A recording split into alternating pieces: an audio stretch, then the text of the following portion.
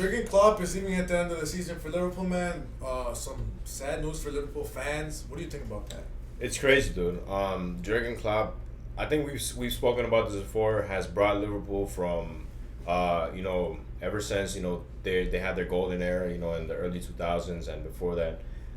Basically, from that time to when he arrived at the club, from nothing to greatness, bro. I think Jurgen Klopp arrived in that team in what year, like 2016, I think, around 2016. So like about 8-9 years that he's been at the club, really just the face of the club, dude. He's turned it around. It's the news of the day. I think everyone here in, well, obviously if you're here from the United States, you woke up, you opened your phone and you saw that this news was out, and I feel like I'm shocked, dude. Like, honestly, I don't. Unexpected. Yeah, it's really unexpected. Liverpool are having a pretty good season, dude. They're sitting in first place right now, right? Yeah, first place. Obviously they're in the Europa League right now, but their season honestly is going pretty good so far. I feel like it's hard to point at like one specific reason as to why Jurgen Klopp is leaving. But what do you think, bro? Oh yeah, definitely something sad to see. Because like you said, Jurgen Klopp has been the face of Liverpool, and he's just brought Liverpool from basically not much to being one of the biggest clubs in Europe. Right. As a Liverpool fan, I don't even know what they're going through right now. Cause it's something big. Jurgen Klopp has been amazing for this team, and possibly the best manager in the club's history. I think so. Achieving so many things, so many trophies, and yeah, like I said, just keeping Liverpool up there with big teams in Europe. Right. Just thinking about like the things that he's done, dude.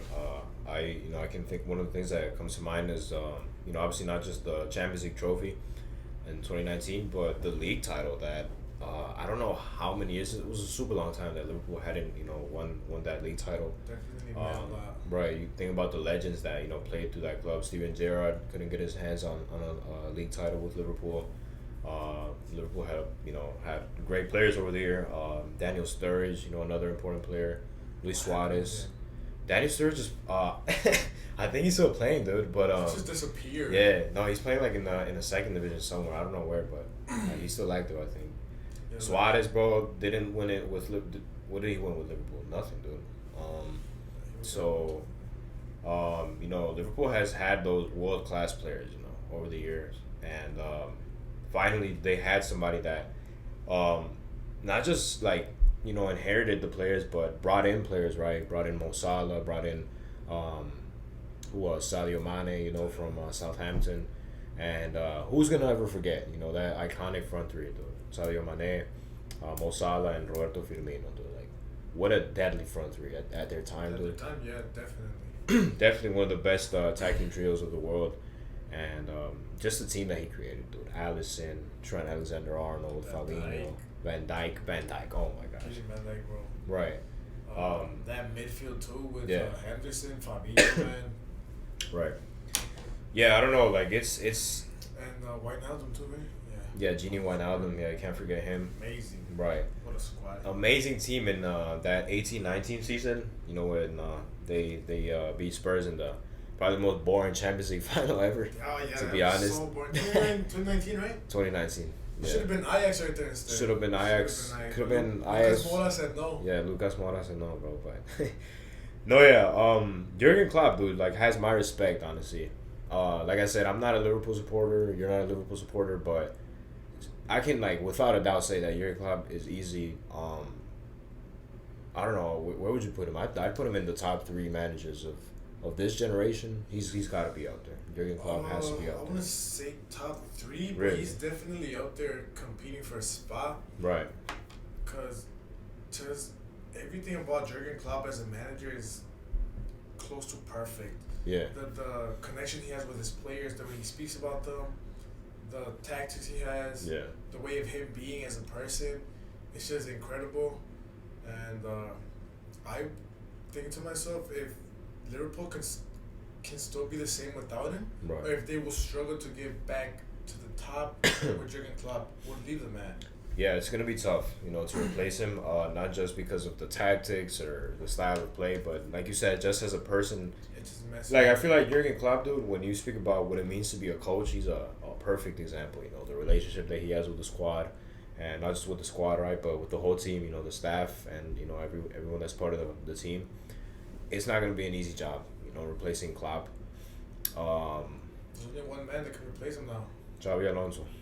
We said at the beginning of the season that he could have replaced Ancelotti, but now that Ancelotti's staying there, right? It looks like Alonso he can replace him. might have to go to his not his first team, but the team before Real Madrid, Liverpool. And what a better replacement than him, right? Yeah, I think it's time. I think if I were the board of executives at Liverpool, I think I would pull the trigger on Xabi Alonso's move, because like what else do you want? Who first of all, who else can you look to hire? What other coaches are there on the market? I mean, there's Zidane. There's a couple of coaches out there. There's what's his name? Gallardo from River Plate. There's I know that there's a couple of free coaches right now, but Xabi Alonso, just what he means for Liverpool and what he meant as a player. What he meant as a player, exactly, and just what he's doing right now. I think that, dude, this is the time for Liverpool to bring him in. Perfect match. Right. Do you think it would be more perfect than him going to Real Madrid? Oof. Wow, that's a hard question. I don't know, dude. But yeah, it would be a great. I think he would have done good, and he would do good in either team. If Xabi Alonso tomorrow takes control of Real Madrid, he's gonna do good. If he takes control of Liverpool, he's gonna do good. Yeah, but just if he becomes the manager of Liverpool, the fans will be patient with him if he's not getting the results, because, like you just mentioned, he's doing good with Leverkusen, but it's the first season he's doing good with. And in the Premier League too, you have to keep that into consideration. Too, so exactly.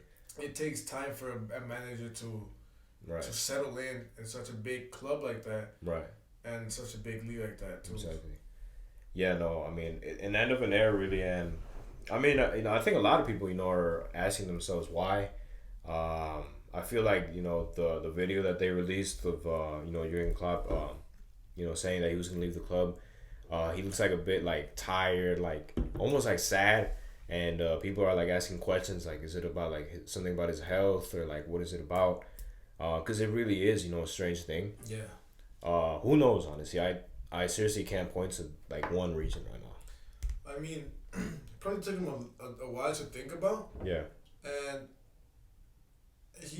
he's letting us know that it will be at the end of the season. He's not just doing it out of nowhere. It would have been more of a surprise if he decided on the spot that he would leave.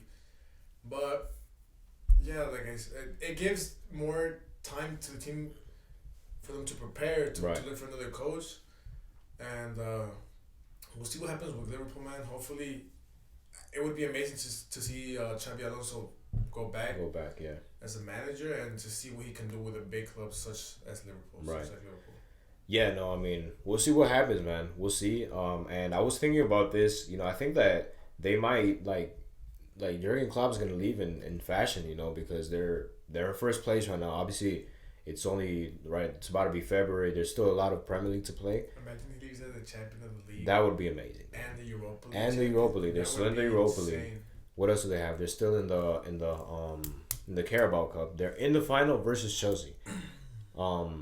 I was thinking about this like literally today. I was like, before I saw this news that Jurgen Klopp was gonna leave, I was like, you know what, Chelsea, like, if it's just one game, like the Carabao Cup final. I'm like, Chelsea might be able to pull this off and actually win a trophy. Like, yes, I know it's Liverpool, but like maybe, like, but now that he's gonna leave, I feel like Liverpool wants him more. Right, Liverpool wants him more. It's like a different attitude that they bring forth. So maybe Liverpool can take that Carabao Cup, take that league title, maybe even that Europa League title. For Klopp, yeah. Right, for Klopp, all for Klopp. It's gonna be hard. It's deserved, man. Yeah. It would be. Imagine they win all three. Wow. That would be insane. Right. And they have they're capable of doing it. Oh no, of course. It can happen. Yeah. But even if it doesn't happen, then Yeah, there's nothing. Still did everything for the club. He did everything. Like, there's nothing that I'm sure he's gonna leave and he's gonna have no regrets. I mean, the Champions League, like I said, let's go over like just his accolades really quick, right? Jurgen Klopp at Liverpool, won Champions League, right? We're never gonna forget 2018-2019 season. The 4-3 versus Barca, right? Corner taken quickly. Won Club World Cup versus Chelsea. Chelsea won the Europa League that year. One league title, 2019-2020, I think that was, during lockdown. They couldn't celebrate it, but the FA Cup that they won, the Carabao Cup that they won now 2 years ago, and Jurgen Klopp, being the great coach that he is, was recognized not once but twice as the world's best coach. He won that award in 2020 and also 2019. So 2 years in a row, 2 seasons in a row. So there's nothing to say about Klopp. He's easily like up there with the best coaches that have ever coached the game, and perhaps even the best that has coached his team. Dude. Yeah, I wonder what's next for him. Yeah, I don't know. I wonder if he's gonna take a long break, a short break, where he's gonna end up, what team. Yeah. Cause, man, if any team gets Klopp, they're lucky, man. Right. Lucky team. Yeah. Cause why don't Germany take him, dude? Klopp is German. I feel like the German national team needs something. Yeah, they need Klopp. need something like Klopp, dude. Yeah. Because they've tried Hansi Flick, and then obviously Nagelsmann, but I think like giving Klopp a chance would be insane, dude. Yeah, and Klopp looking tired of managing. Yeah. Being a manager for a national team is not as stressful as being a manager for a club, because it doesn't happen week in, week out.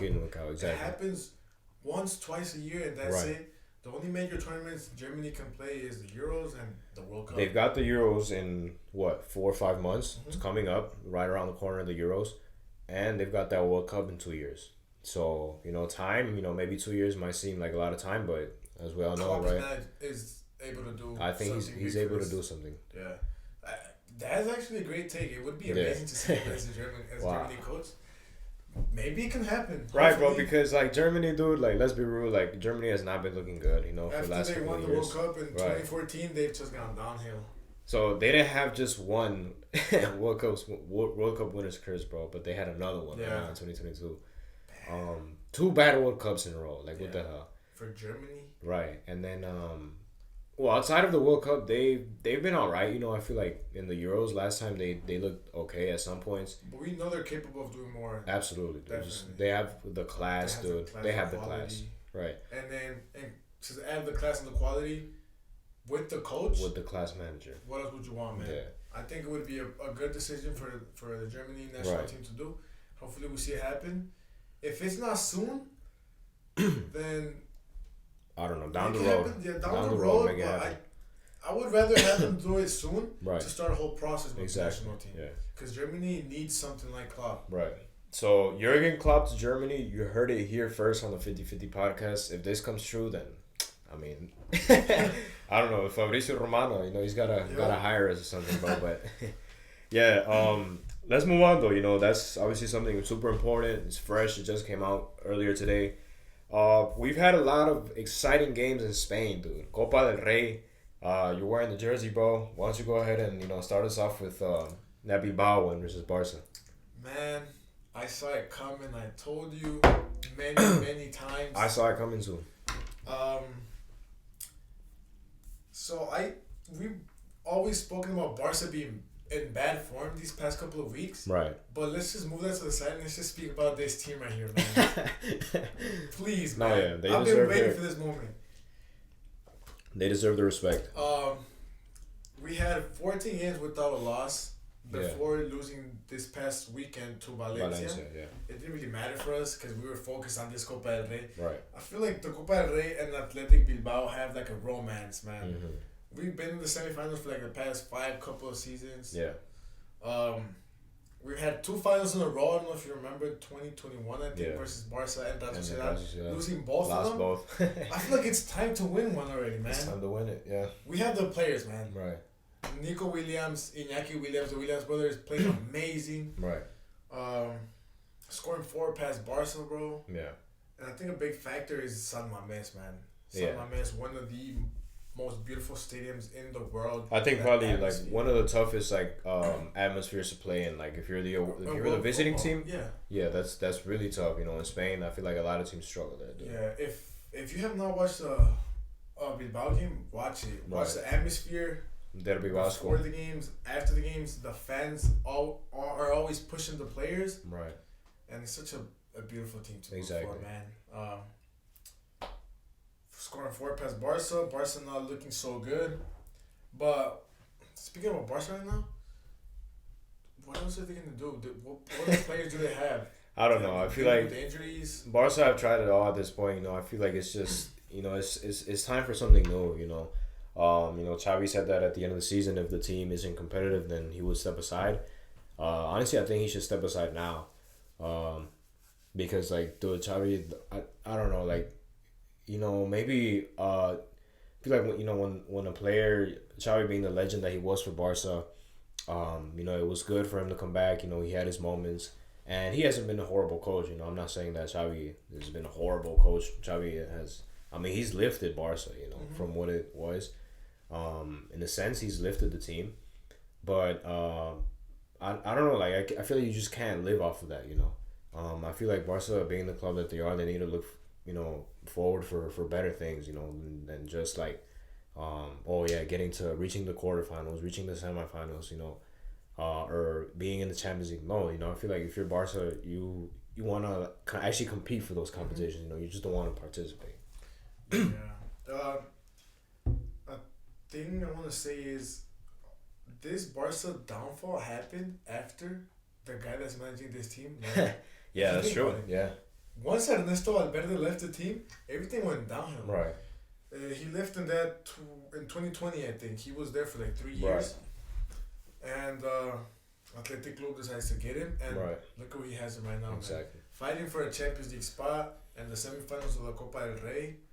Hopefully we can win it. We face Atletico. Yeah, Atletico Madrid. First at Civitas Metropolitano. Yeah. Second leg at San Mamés. Hopefully we take an advantage from Atletico's home. Right. And man, if we make it to the final, we might see another Derby Vasco. Real Sociedad on the other side versus Mallorca. They should beat them, dude. Yeah, Mallorca knocking out a Girona, bro. Yeah, that's crazy, dude. That is crazy because Girona was down 3-0 at halftime, bro. Right. 3-0 at halftime. Getting 2 goals back, but it was too late. Yeah, I don't know. I feel like Girona just had like a slip, you know? Mm-hmm. I don't think, like, honestly, no offense to Mallorca, but like Mallorca, you know, it surprised me that they were able to, you know, like put 3 past Girona in 45 minutes. Yeah.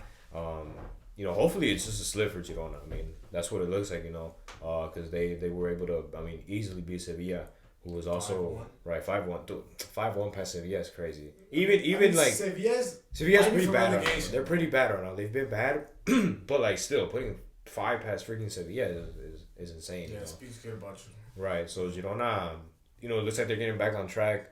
But you've mentioned this before, bro. Like, they're out of the Copa del Rey.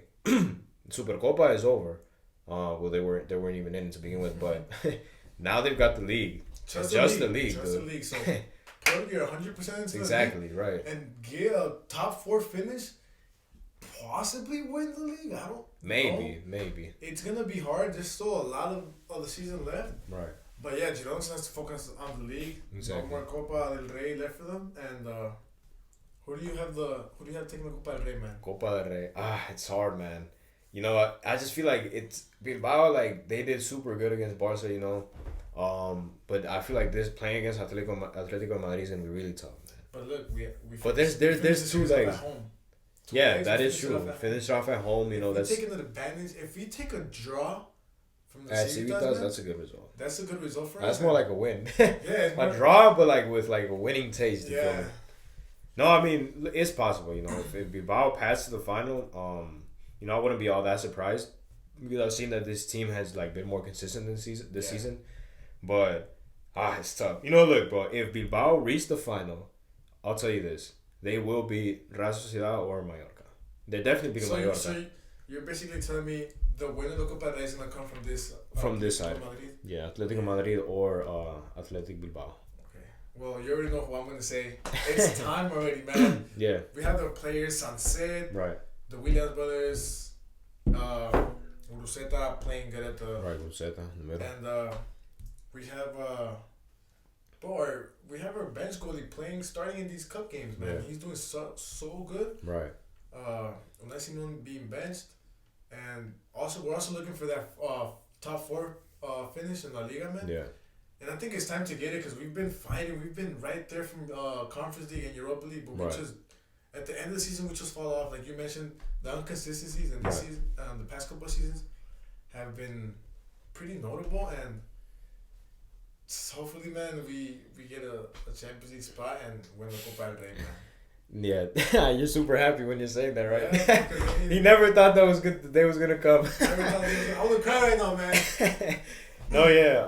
No, I mean, it's really good for Bilbao. You know, it's a positive thing, obviously. But hopefully they don't fall under the pressure. Yeah. You know, hopefully this isn't like too big for them. What else was I gonna say? Did you see the Iñaki Williams? Yeah, that's what I was gonna say, bro. Let's speak about the Williams brothers, bro. Because what duo in football is doing this at the moment? These two brothers do it. Yeah. Right. One plays for Ghana, and then the other is playing for Spain. They're both blood-related brothers, siblings, playing in the same club, and they're doing it like in amazing fashion, bro. Definitely. Nico Williams, he's been a starter in the team for what, like 2-3 seasons already? Yeah, or 2 seasons maybe. The first game I remember of Nico Williams playing so good was that game versus Barca in la Copa del Rey when we beat Barca 3-2. Right. Marcelino was the coach at the time. Yeah. And Nico Williams said that Marcelino told him that was the best game he has seen Nico Williams ever play. Wow. And ever since, Nico Williams has been unstoppable, man. Right. One of the biggest prospects in the world. Yeah. And keep an eye out for Nico Williams. Keep an eye out for Nico Williams. What a player he is. What a player Spain has. Imagine in a couple of years having Nico Williams on the wing, Lamine Yamal on another wing for Spain, bro. Yeah, no, it's something to watch out for in the future, man. Yeah. No, yeah, and like you said, he already has like quite a couple of caps for Spain, dude. Yeah. And you know he's had his good 20. Right, he's only 20 years old. You know, people speak about Lamine Yamal and like all the products that Barca makes, which you know at the end of the day, you know, is right. You know, we know that these youngsters at Barca are good. Or when you speak about La Liga, you know, people speak about Bellingham, Rodrigo, Brahim Diaz. But I think that this kid has seriously been underlooked. And, you know, I think that if people seriously start looking into, you know, Bilbao's game, start watching his highlights and just, you know, seeing, you know, his style of play, like, they're going to find a really good player, dude. And I'll tell you this, I told you this the other day, I don't think that he's going to be in Bilbao for much longer, dude. Maybe I'll give it another 3 years, dude, before one of these big teams one of these big teams is going to splash like 80, 90 million euros and they're going to take it, dude. I mean, that makes me sad to hear. But that's the truth, dude. Like, you know. But Bilbao players are known for staying in the team. For look at Iñaki, years. Look at Iñaki Williams is a one club band. Look at Iker Muniain, bro. Over 500 games for the club. It's crazy. If you look at the team of Bilbao like 2 seasons ago, it's literally the same one that we have right now. Right. Yeah. De Marcos too, man, playing right there for a long time. I mean, it's not like they could buy players either way, so. Yeah, they can't buy players, man. Exactly. We had to stick with those players from the Basque region. Right. You can have an origin from there or be born right there. Yeah. So that speaks. I'm proud of that because as a fan, my team is fighting for a Champions League spot with just players from that region, spending no money. Yeah. And it's just beautiful to see first division games, bro. Yeah. On my team, and they're one of the 4 teams that have never been relegated in Europe. Right. Yeah. With Barca, Madrid, and I think it's Inter Milan. Yeah, that is insane. That's an insane stat, dude. Yeah, no. Let's speak about Iñaki Williams, who, like you said, you know, one club man, really loyal to his club. And I think that we just saw his dedication, his love for the game the other day. We know that Ghana was knocked out the AFCON on Monday. Yeah. Monday. Yeah. They got knocked out. Iñaki Williams decides to take an 8-hour flight from Ivory Coast to Bilbao, Spain. And he arrives Wednesday morning in Spain and then plays that game Wednesday night. Only a couple hours later. Yeah. You know, did he start that game or did he come off the bench? He came off the bench. He comes off the bench. But like he's not thinking about that, you know. He's not thinking, oh, I'm tired. He's not making excuses, you know. He knows that his team has this important game, quarterfinal Copa del Rey, pretty important, probably one of the most important trophies that you can win in Spain, and he makes the effort to go, right, because we've seen players, right, that the team loses, they get knocked out the tournament. Maybe they'll go and take 1 or 2, 3 days on vacation, then they'll come back, you know. No, Iñaki Williams, you know, right back to, you know, where it matters, you know. So that's, in my eyes, that's something to respect. And scoring the goal that knocks Barca out, right, exactly. 3-2.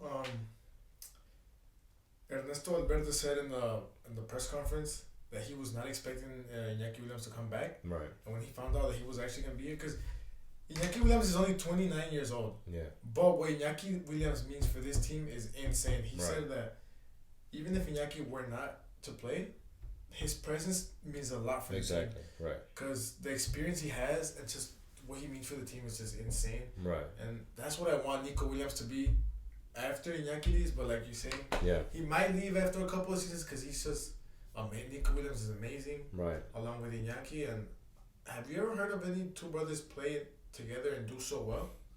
You can think of a couple, but not perform just like right, because I feel like in football, you know, there's a lot of, you know, great stories about siblings, you know, making it to the top. I mean, look at Jude Bellingham and Joe Bellingham right now. The Hazards. Right, the Hazards, Pogba, and he has like 2 brothers. Rafinha. Dude, you're gonna laugh, bro, but in the World Cup in 2010, South Africa and Honduras, right, he had Wilson Palacios, Jerry Palacios, and Johnny Palacios, 3 brothers. Yep. I think that's like the only time that's happened, dude. Yeah, that's crazy. Yeah, that's a crazy stat. Crazy. 3 brothers playing in that same World Cup for the same country. In the World Cup, too, it's not just a team; it's a World Cup. It's not a league or anything. Right. You're playing at the top with your 2 siblings. That's crazy, man. That is insane. But yeah, I feel like at the moment, like those who, you know, they're playing at the top, dude. Because if you look at, for example, take Pogba. You know, Pogba, obviously, he's been at the top. But his siblings, you know, have just kind of been, you know, obviously, right, under the radar. Eden Hazard at the top. And then Thorgan just kind of... Honestly, Thorgan is not bad either, dude. Playing at Dortmund. Right. But definitely, he hasn't reached the heights that, like, Eden Hazard is, bro. Definitely. But yeah, dude, it's something to respect, something to admire. Look into them, you know, look into the Williams brothers and yeah, I mean, that's just a great story, bro. Let's talk about Real Madrid, best club in the world. Unfortunately, you know, they gotta lose sometimes too because they just can't, you know, keep winning games. They get knocked out to Atletico de Madrid, dude. Dang, I mean, I feel like this is like, I mean, obviously this is a huge rivalry, dude. It is. It's one of those games that, right? It's always gonna be spicy. It's gonna be tough, but I just feel like, you know, Atletico, they were hungry. You know, they wanted that revenge after losing in the Supercopa. Right. Definitely, and we have one more game to be played too. One more game. This is gonna be a week. Right, like a week away in La Liga. Dude, that's gonna be like that one is gonna be hard, dude. Where's it, in the Bernabeu, right? The Bernabeu, yeah. So wow, dude. Atletico already won 2 games this season. Real Madrid just won. Yeah. So they could tie it up. Yeah, the Real Madrid could tie it up, or the Atletico could just extend it. They could extend it, yeah. Dude, and if you think about it, bro, Atletico Madrid is the only team that's been able to crack Real Madrid this season, bro. Yeah. Girona didn't do it. Girona lost 3-0 to Real Madrid. Hey, they still have a game to play, though. Like, that's going to be super interesting.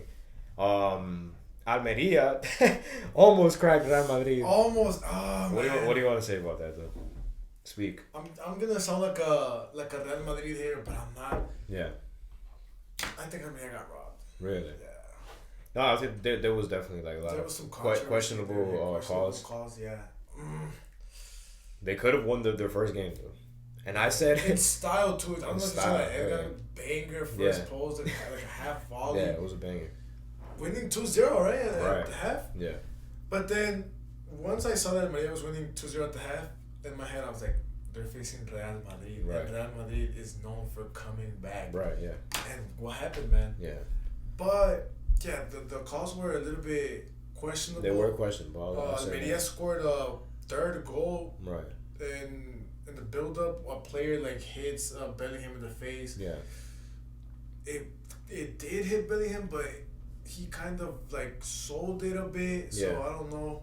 And then did you see Vinicius' goal? Yeah. What do you think about that goal? I don't know. I mean, I guess like like in soccer, if it hits your shoulder. I was looking at a picture the other day. Like, there's like I don't know how they like define this and stuff, but like if it hits like your shoulder, then that's legal. But anything like below your shoulder, like I don't know, maybe from like here to the bottom, from here to the bottom, like then it's a handball, I guess. And what did Vinny hit it with? Bro, it was like I don't know, maybe like right in between. I saw like right here. So you think it was a handball? I don't know, man. I don't know, dude. It's tough, but yeah. I mean, they pulled the win off, and are Almeria losing right now to Alaves? Is still losing? Well, Almeria has not won a game the whole season, and they're down 2-0. They're down 2-0. Wow. Like I asked you this a couple of episodes. I don't know if it was last episode. Yeah. Well, Almeria win the game. No, they will. They will. You think so? I think they will. They're losing to Alaves right now, man. They will. At home. They'll be Sevilla. Don't be Sevilla, okay. Sevilla, yeah. Let's make a battle. The relegation battle final. Right. We got off track there. We were speaking about the game versus Atleti. That was gonna be an important one to watch, dude. You feel me? Atletico Madrid is what, third place right now? Or are they in fourth? Like third or fourth. Points. I think Barca's in third since they just beat Real Betis. Atletico fourth. Fourth place, yeah. But they're still obviously they want that top 4 spot, and the closer that they get to the top, the more important, So this is gonna be an important game for them. It's gonna be a nasty game, but it's gonna be a lot of fouls. I'm expecting red cards.